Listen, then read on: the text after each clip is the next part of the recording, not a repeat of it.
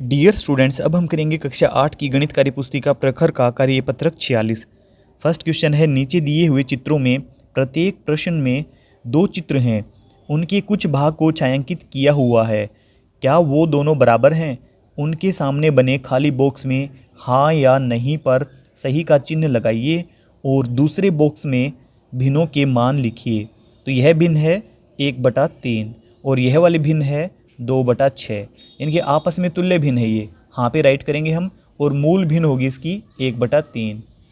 Next वाला part है, यह वाली भिन्न है, इसके 3 भाग छायांकित हैं, कुल भाग हैं 4 और यहाँ पे 1 2 3 4 5 6 भाग छायांकित हैं और कुल भाग हैं इसके 8।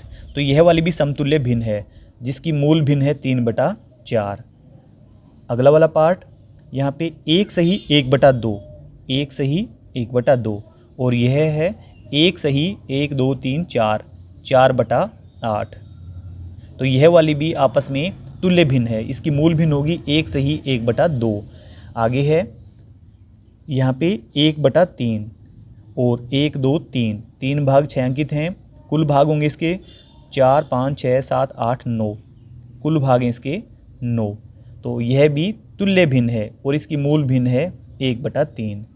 आगे है, नीचे कुछ भिन्न संख्याएं दी हुई हैं, उनमें तुल्य भिन्न के आधार पर रिक्त स्थान की पूर्ति कीजिए। 2/2 बराबर है 4/4 के। अगला है 3/4 बराबर होगा डैश, नीचे 8 हमें बताया गया है।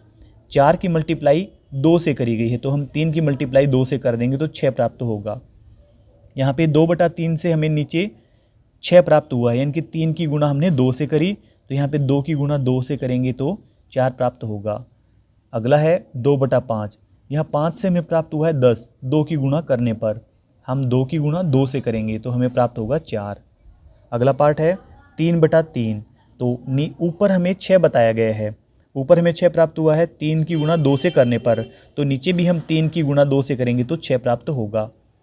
अगला यहाँ पे 4 से हमें 12 प्राप्त हुआ है 3 की गुणा करने पर, तो यहाँ पर हम 6 की गुणा 3 से करेंगे तो हमें 18 प्राप्त होगा, यहाँ पे आएगा 18। अगला है 4 की गुणा हमने 5 से करी तो हमें 20 प्राप्त हुआ, अब 5 की गुणा हम 5 से ही करेंगे तो यहाँ पे प्राप्त होगा 25। अगला है यहाँ पे 5 की गुणा 6 से करेंगे तब हमें 30 प्राप्त होगा, अब हम 6 की गुणा 6 से ही करेंगे तो यहाँ पे भिन्न बनेगी 30/36। अगला है, निम्न भिन्नों का सरलतम रूप लिखिए। 3/12, अगर हम अंश और हर दोनों को 3 से भाग कर दें तो ऊपर हमें प्राप्त होगा 1, नीचे प्राप्त होगा 4। अगला है 4/6, अंश और हर अगर हम दोनों को ही 2 से भाग करें तो ऊपर हमें प्राप्त होगा 2, नीचे 3। यहाँ पे अगर हम पूरी भिन्न को 8 से भाग करें तो 1/3 प्राप्त होगा। अगला है, यहाँ पे अगर हम इस पूरी भिन्न को 3 से भाग करें तो ऊपर हमें 3 प्राप्त होगा, नीचे 7 प्राप्त होगा। यहाँ पे अगर हम 4 से भाग करें, क्योंकि 4 से दोनों भाग जाते हैं, तो ऊपर हमें प्राप्त होगा 2, नीचे प्राप्त होगा 3।